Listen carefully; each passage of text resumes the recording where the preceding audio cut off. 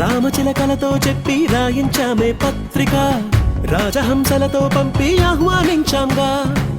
కుదురుగా నిమిషం కూడా నిలబడలేమే బొత్తిగా, ఏ మాత్రం ఏ చోట రాజీ పడలేక.